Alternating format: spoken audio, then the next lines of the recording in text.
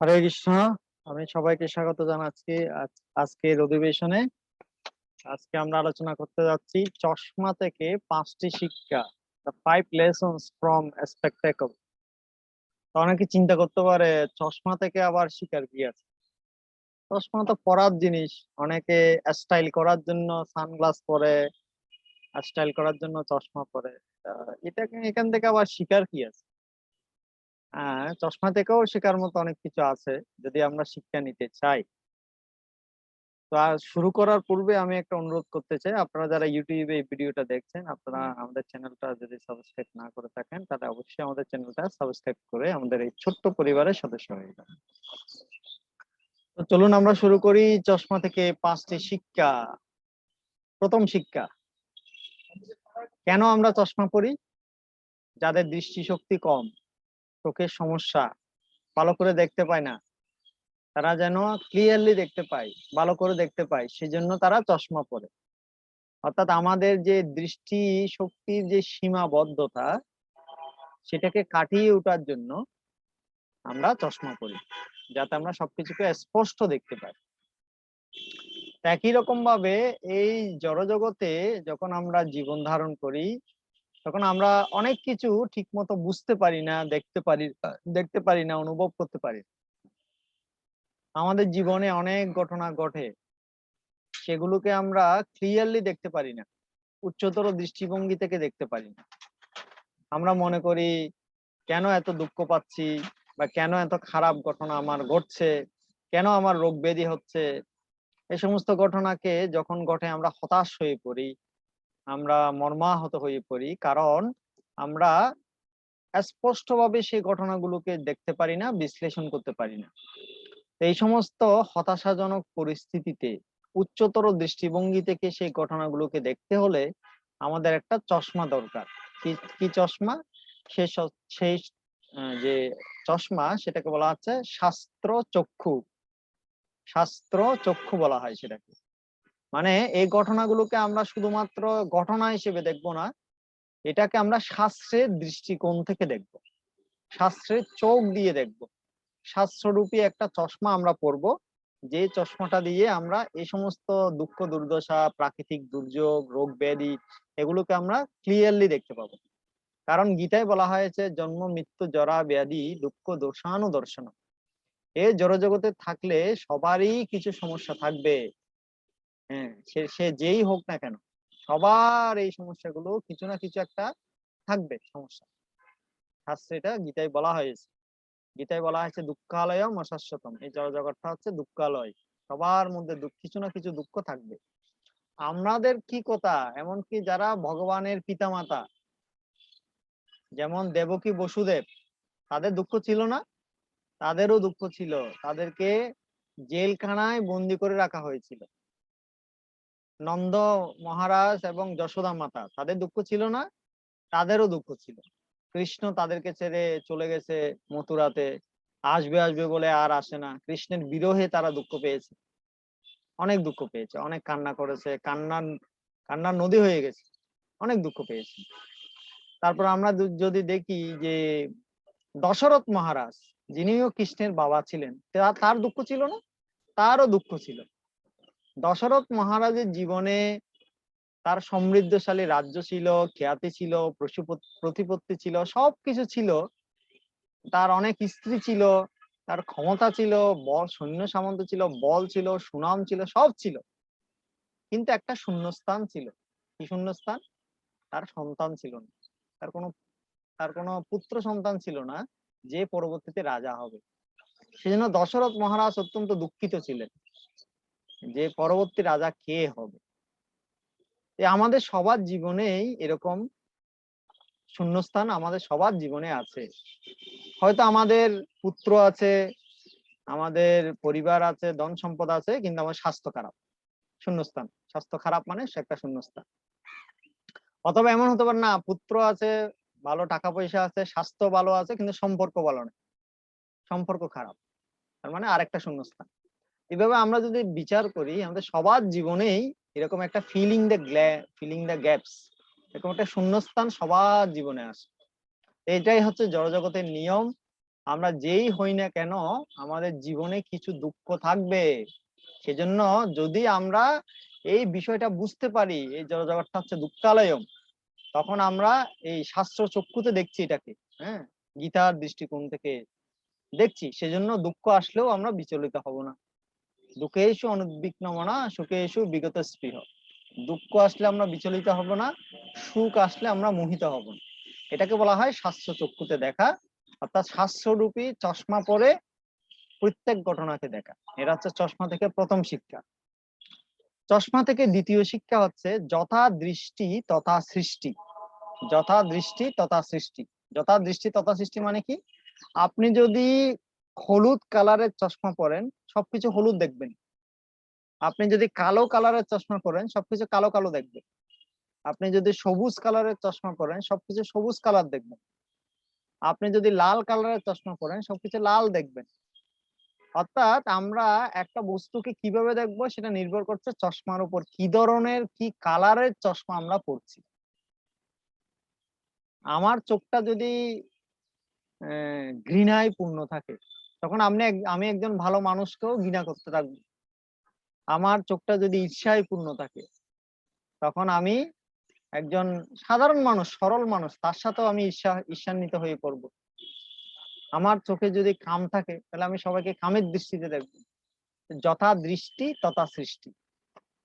আমার দৃষ্টিভঙ্গিটা যেরকম হবে, যে ধরনের চশমা আমি পরবো, অন্যকে আমি সেভাবে দেখবো। সেজন্য এটা খুব গুরুত্বপূর্ণ যে যখন আমরা অন্যদেরকে দেখবো, তখন আমাদেরকে প্রেমের দৃষ্টিতে দেখতে হবে, হ্যাঁ, ভালোবাসার দৃষ্টিতে দেখতে হবে। এই ঘৃণা, ঈর্ষা এগুলোর দৃষ্টিতে নয়। আমরা সবার মধ্যে ভালোটা দেখবো, আমরা খারাপটা দেখবো। এটা আমরা চশমা থেকে শিখতে পারি। হ্যাঁ, সেজন্য আমাদেরকে প্রথমে দৃষ্টিভঙ্গি পাল্টাতে হবে। দৃষ্টিভঙ্গি বদলান, জীবন বদলে যাবে। জীবনকে যদি বদলাতে চান, প্রথমে কি বদলাতে হবে? জীবনকে যদি বদলাতে চান, প্রথমে দৃষ্টিভঙ্গিটাকে পাল্টাতে হবে, বদলাতে হবে। দেখার ভঙ্গিটাকে, চশমাটাকে পাল্টাতে হবে। আমরা এখন কাম দৃষ্টিতে দেখছি, আমরা সেটাকে প্রেম দৃষ্টিতে দেখব। এটা হচ্ছে চশমা থেকে দ্বিতীয় শিক্ষা। এরপর চশমা থেকে তৃতীয় শিক্ষা হচ্ছে, অনেক সময় আমরা তিলক করি না, তিলক তিলক করেছি। এখন তিলকটা শুকিয়েছে নাকি ভিজা, কিভাবে আমরা বুঝবো? তিলকটা শুকনা কিনা সেটা যদি আমরা বুঝতে চাই, হাতটা যদি ভিজা থাকে, আমার হাতটা ভিজা, হাত ভিজা, ভিজা হাতে আমরা তিলক শুকিয়েছি কিনা বুঝতে পারবো? ভিজা হাত দিয়ে তিলক শুকিয়েছি কিনা বোঝা যাবে? যাবে না। কেন যাবে না? কারণ হাতটা ভিজা। হাতটা আগে শুকনো হতে হবে, তাহলে বোঝা যাবে তিলক শুকিয়েছে কিনা।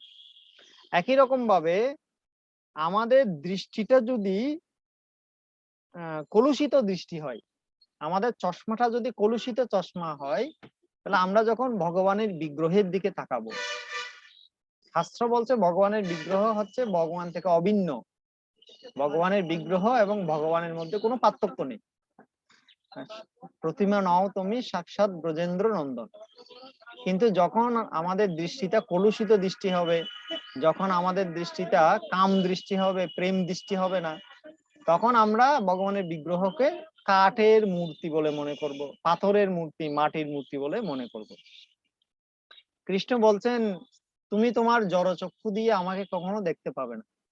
আমাকে যদি তুমি দেখতে চাও, তোমাকে চিন্ময় চক্ষু লাগবে, দিব্য চক্ষু লাগবে। যদি তোমার দিব্য চক্ষু না থাকে, তাহলে তুমি আমাকে দেখতে পাবে না। তো চশমা কে অনেক সময় দিব্য চক্ষু বলা হয়। কেন? যেটার মাধ্যমে আমরা দেখতে পারি। হম, সেরকম ভগবানকে দেখতে হলেও একটা দিব্য চক্ষু দরকার, একটা চশমা দরকার। সেই চশমাটা হচ্ছে প্রেমের চশমা। সেই চশমাটা হচ্ছে ভালোবাসার চশমা। যদি ভালোবাসার এই চশমাটা আমাদের থাকে, তাহলে আমরা বিগ্রহের দিকে তাকালে বিগ্রহের মধ্যে আমরা ভগবানকে দেখতে পাবো। এটা হচ্ছে চশমা থেকে তৃতীয় শিক্ষা। চশমা থেকে চতুর্থ শিক্ষা হচ্ছে, অনেক সময় আমরা দেখি ম্যাগনিফাইং গ্লাস থাকে, মানে এটাও এক ধরনের চশমা, গ্লাস, ম্যাগনিফাইং গ্লাস, ছোট ছোট ডাক্তাররা ব্যবহার করে অনেক সময়। ম্যাগনিফাইং গ্লাস বলা হয় এটাকে। তো যখন ম্যাগনিফাইং গ্লাস দিয়ে কোনো কিছু দেখা হয়, তখন ছোট জিনিসও বড় করে দেখা যায়। এবং ম্যাগনিফাইং গ্লাসের আরেকটা বৈশিষ্ট্য হচ্ছে, যদি ম্যাগনিফাইং গ্লাসের উপর কড়া রোদ পড়ে, তখন ম্যাগনিফাইং গ্লাসের থেকে আগুন জ্বলে উঠে এবং সেই আগুনে কাগজ পুড়ে ছাই হয়ে যায়। তো এটা হচ্ছে চশমা থেকে আরেকটা শিক্ষা। সেটা হচ্ছে যে আমরা যখন যে কোনো কাজ করব সেই কাজে আমাদেরকে পূর্ণ মনোযোগ দিতে হবে।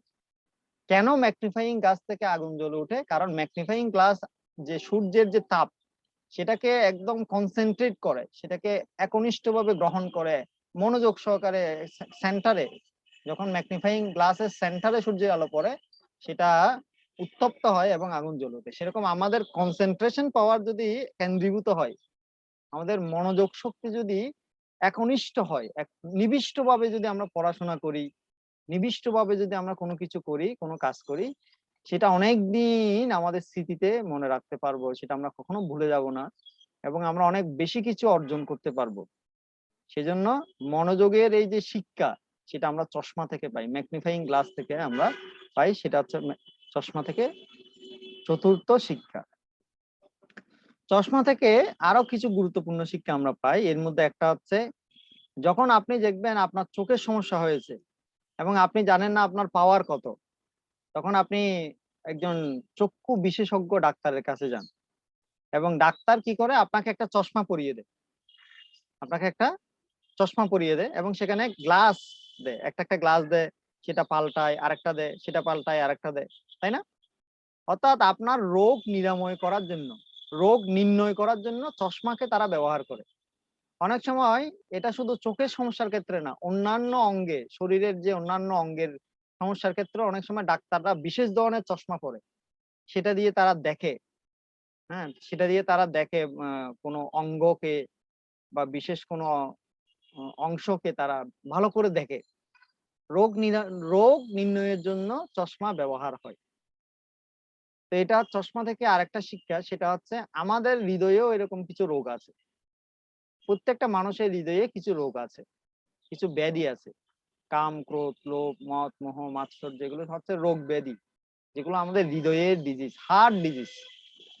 তো এই হৃদয়ের রোগগুলোকে যদি আমরা, অনেক সময় এই রোগগুলো হয় কিন্তু আমরা নির্ণয় করতে পারি না কি রোগ হয়েছে। তো সেজন্য আমাদের একটা চশমা দরকার। যেভাবে ডাক্তাররা চশমাকে ব্যবহার করে রোগ নির্ণয় করার জন্য, সেরকম আমাদের হৃদয়ে কি রোগ হয়েছে সেটা নির্ণয় করার জন্য আমাদেরকেও একটা চশমা ব্যবহার করতে হবে। সেই চশমাটা কি? সেই চশমাটা হচ্ছে গুরুর উপদেশ, সেই চশমাটা হচ্ছে বৈষ্ণবদের উপদেশ, বৈষ্ণবদের উপদেশ নেওয়া, গুরুর উপদেশ নেওয়া, শাস্ত্রের উপদেশ নেওয়া, সাধুর উপদেশ নেওয়া। এগুলো হচ্ছে চশমা, যেগুলোর মাধ্যমে আমরা আমাদের হৃদয়ের যে ব্যাধি সেটাকে আমরা নির্ণয় করতে পারবো। তো এটা হচ্ছে চশমা থেকে পরবর্তী শিক্ষা। এবং লাস্ট চশমা থেকে যে শিক্ষাটা আমরা পাই সেটা হচ্ছে সানগ্লাস। সানগ্লাস কেন পরি আমরা? সানগ্লাস, সানগ্লাস মানে ওই যে রোদ চশমা বলা হয়, বাংলায় বলা হয় রোদ চশমা। এই রোদ চশমা বা সানগ্লাস কেন পরা হয়? যেন সূর্যের যে প্রখর তাপ সেটা যেন আমাদের চোখে আহত না করে, আমাদেরকে চোখের দৃষ্টিশক্তিকে যেন ব্যাহত না করে, চোখের যেন ক্ষতি না করে, সেজন্য আমরা সানগ্লাস পরি। আবার অনেকে আছে স্টাইল করার জন্য পরে, যা হোক, ওটা ওটা আমরা বলছি না। মূলত মূল উদ্দেশ্য হচ্ছে সানগ্লাস পরার পিছনে যে আমাদের চোখের যেন কোনো ক্ষতি না হয়, সূর্যের যে প্রখর তাপ সেটা যেন চোখের ক্ষতি করতে না পারে, সেজন্য আমরা সানগ্লাস পরি। একই রকম ভাবে এই জড়জগতে এমন অনেক অনেক কিছু দৃশ্য আছে, এমন অনেক কিছু খারাপ দৃশ্য আছে যেগুলো আমাদের চেতনাকে ক্ষতি করতে পারে, যেগুলো আমাদের মনকে বিষিয়ে তুলতে পারে। সেগুলো যাতে আমরা সেগুলো যাতে অ্যাভয়েড করতে পারি, সেগুলো যেন আমরা না দেখি, সেগুলো যেন আমাদের চেতনায় ঢুকতে না পারে, সেজন্য আমাদেরও একটা সানগ্লাস পরা দরকার, আমাদের একটা সুরক্ষা ব্যবস্থা রাখা দরকার। সেরকম একটা চশমা আমাদের, যেভাবে সানগ্লাস পরি আমরা সূর্যের আলো, প্রখর তাপ যেন চোখের ক্ষতি না করে, সেরকম এই জড়জগতের খারাপ দৃশ্যগুলো যেন আমাদের চোখের ক্ষতি না করে, আমাদের হৃদয়ের ক্ষতি না করে, আমাদের মনের ক্ষতি না করে, সেজন্য আমরা একটা প্রোটেক্টিভ চশমা পরা দরকার। সেই প্রোটেক্টিভ চশমাটা হচ্ছে বৈষ্ণব সঙ্গ, সাধু সঙ্গ। আমরা যদি সাধু সঙ্গে থাকি তাহলে সাধুরা আমাদেরকে কোনো খারাপ কাজ করতে দেবেন। আমি যদি ভুল পথেও চলে যাই তারা আমাদেরকে আবার ঠিক পথে নিয়ে আসবে। তো সাধু সঙ্গ অত্যন্ত গুরুত্বপূর্ণ। সাধু সঙ্গে যদি আমরা থাকি তাহলে আমরা অনেক সুরক্ষিত থাকি, আমরা অনেক এই ধরনের মায়ার আক্রমণ থেকে রক্ষা পেয়ে যাই। মনের যে কুমন্ত্রণা সেখান থেকে আমরা রক্ষা পেয়ে যাই। সেজন্য এই সাধু সঙ্গ হচ্ছে একটা সানগ্লাসের মতো, যেটা আমাদেরকে অনেক খারাপ পরিস্থিতি থেকে রক্ষা করে। এটা হচ্ছে চশমা থেকে পরবর্তী শিক্ষা। তো আজকে আমরা আলোচনা করলাম চশমা থেকে 5-6টা শিক্ষা। আশা করি আমাদের আলোচনা আপনার ভালো লেগেছে। যদি আমাদের এই আলোচনা আপনার ভালো লেগে থাকে, আমাদের এই চ্যানেলটা অবশ্যই সাবস্ক্রাইব করে আমাদের সাথে থাকবেন। পরবর্তী ভিডিও দেখার জন্য আমন্ত্রণ রইল। সবাই ভালো থাকুন, সুস্থ থাকুন এবং কৃষ্ণ ভাবনায় থাকুন। হরে কৃষ্ণ। শ্রীল প্রভুপাদ কি জয়।